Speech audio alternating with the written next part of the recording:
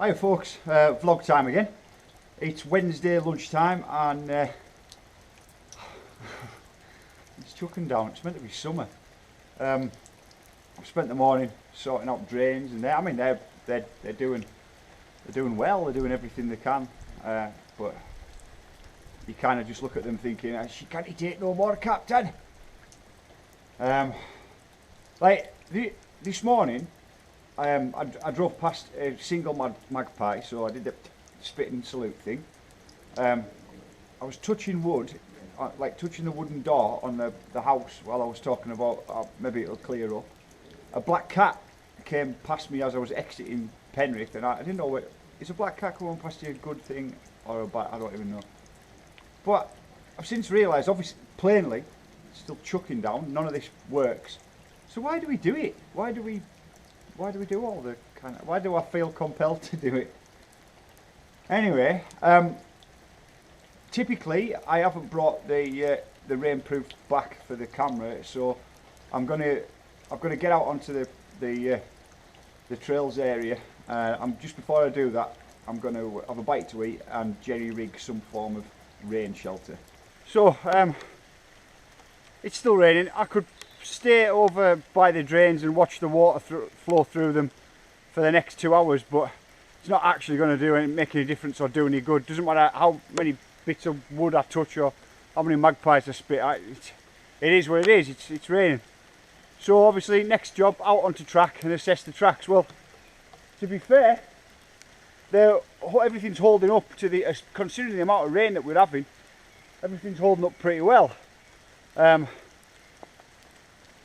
Road and car park are a different concern, but tracks wise everything's looking good. Now I'm a man who likes to live in the present, and but at the same time anyone who doesn't keep one eye on the future is a bit of a fool. So having had a walk around the tracks, next job is to do a bit of a look and see what can happen next.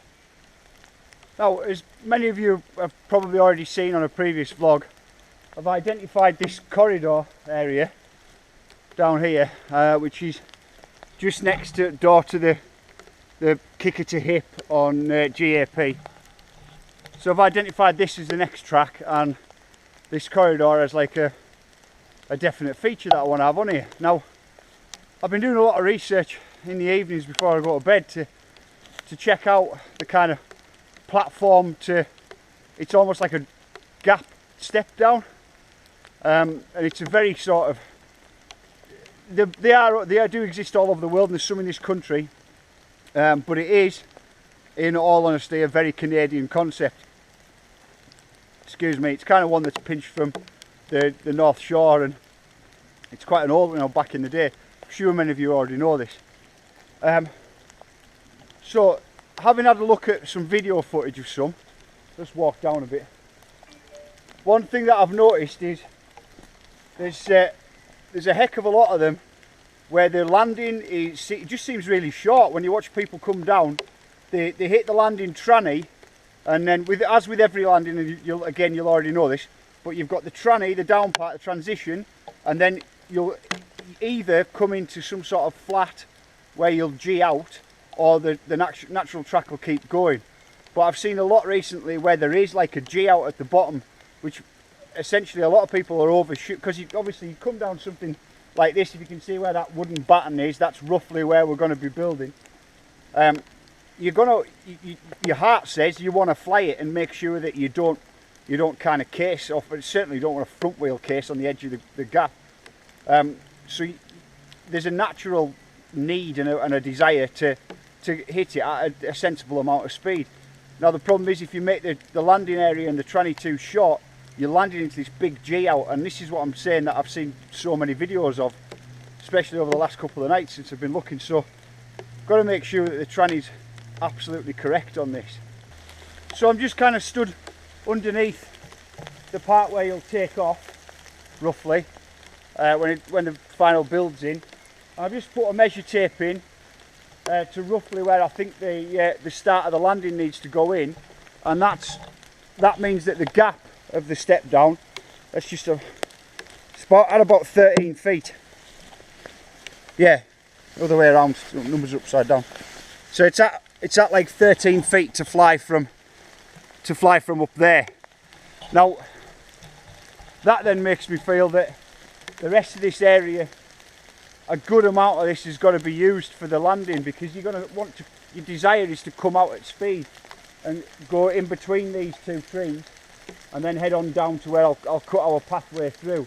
The path that I'll cut through from these trees here, I'll be using the wood from these trees to build up the landing, and from up there off roughly where that baton is to 13 feet here, I'm thinking landing is probably somewhere around chest high, so that you're not stepping down massively far, but that does depend on how far you fly the landing. Anyway, let's get the tape out and see what we need to be looking at for kind of landing length. So, having had a bit of a look at this and a measure up, I just don't see how there's any way that we can.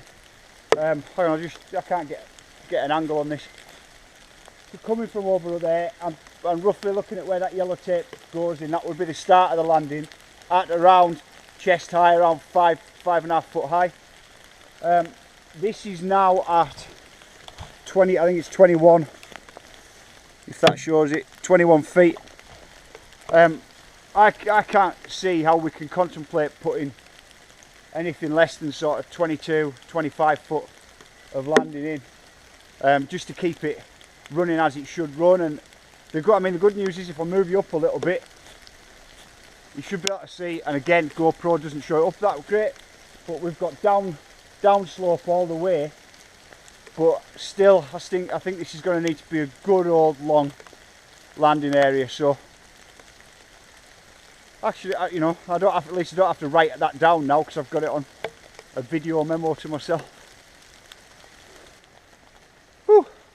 So if the landing starts at, I mean, just for the sake of rounding numbers up, at around 15 feet, and then we kind of know that at least got to have the landing run for 25 feet, even if have a little further down, you're looking at a 30 foot feature, 30 foot outwards anyway, as well as you're going to be losing. It's above where I can reach. Quick bit of maths, that's like 7.5. You're going to be losing like almost 20 feet downwards anyway. So that's a fairly sizable hook. So the ideal thing to do is to not a qualifier. That doesn't quite work in. But to find an area where we can put an equally big hook, maybe not quite that size, but a big one in anyway, that can give you a bit of confidence for if you can hit that and you can get over that, then the idea is that you can crack on and go for the next one. So I'm just over at, man, I don't know if you can see how the clouds are really low in here, and it's kind of made the forest all misty. So I'm just over at the feeding box, or this point in the forest that I call as a point of reference, the feeding box. I'm probably thinking about, what are we, about a quarter of the way down. So probably thinking about, before you enter the ridge and enter into the steep bit, somewhere in here, find a place for another big one to give you that bit of confidence to go for the last feature. So, Jesus, let's do a bit of scouting around anyway. Just before I head you over to go and make the kind of like last, it's pushing towards 3 o'clock now, I need to make a call on this, but before I head over to make a last assessment of the road, excuse me, I'd mentioned that I'd wanted to make some changes to Gasoline Alley.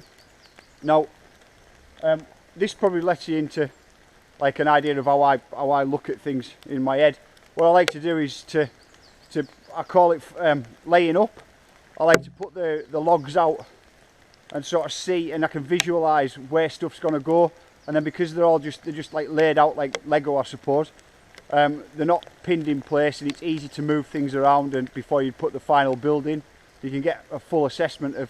I try and do the whole track in this layout format first, and then I can get an assessment of how it's going to go as I walk down it.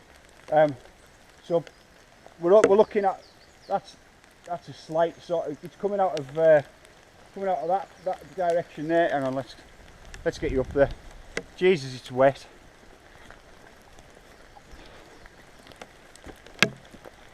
So we're going to be attacking this one out of this direction and up and over around the corner. Now we're looking at kind of bike lengths no more than around the 6 foot mark. It'll bring you up and over and into another one here.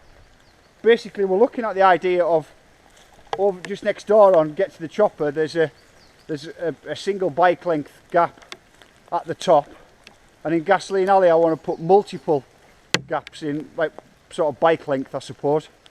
I've measured this one up. I think this one's 6. We're going to work out at about 6 foot. So have a quick look. Yeah, no, it's pretty much bang on 6 foot. So basically it'll be like the one that's on Get to the Chopper, but there'll be multiple of them.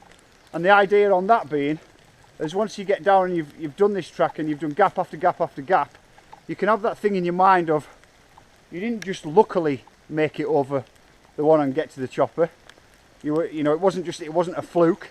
You can come over onto this track and do it again and again and again, and hopefully by running this track a few times you can just get that confidence in your own skills and your own abilities to know that, you know, you've done it. You can do it loads of times. You can do it loads of times in one run. So then that'll help you. That should just help with moving on to GAP and looking at going that little bit bigger on it. So it's just before 3 o'clock and I've got to make a judgment call on this. As you can see, our drains are doing the job and everything seems to be running away, and you can probably see that it's soaking away into there. But this drain away hole here, this soak hole, I emptied this out this morning. I cleaned out all the sand and debris that had come into it and emptied it. So in the space of 3 hours it's all running and filled back up. Sadly I've had to make a call on tonight's evening session and call it off. You've probably seen that announcement on Facebook by now. Like I said half an hour ago, the drains are doing the job. It's just the amount of water that's coming down here. You can see it's all flowing as it should do, you know, and everything's flowing off and getting off, but the sheer amounts of it that's coming down, that's what we're struggling to deal with. So much for summer, eh?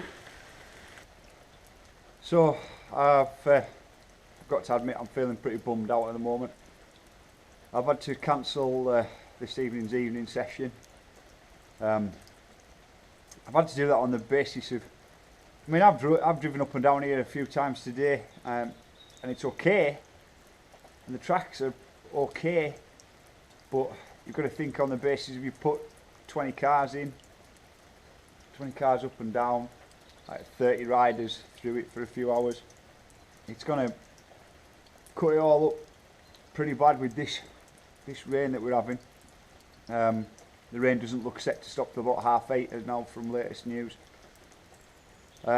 which is going to leave me in a situation where it's a real fight to then get it ready and get it open for the weekend. So I've had to make the call and close it off.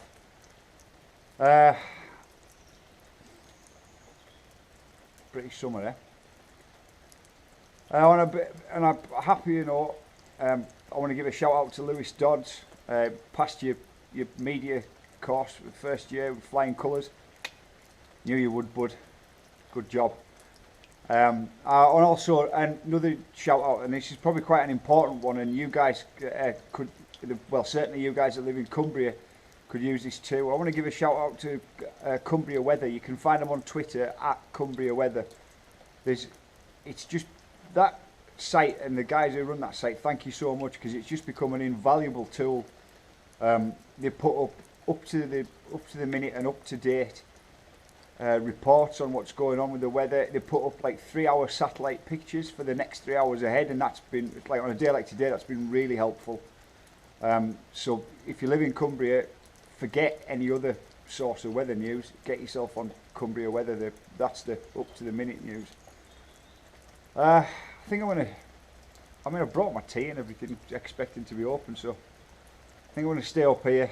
I've got the facilities now for wireless and everything to edit and upload this video here. So I'll do that, monitor the drains, and keep an eye out from there. So on a bit of a sombre note, and you know, it is a massive downer, isn't it? What a pain in the ass. This is meant to be summer. Flaming hell.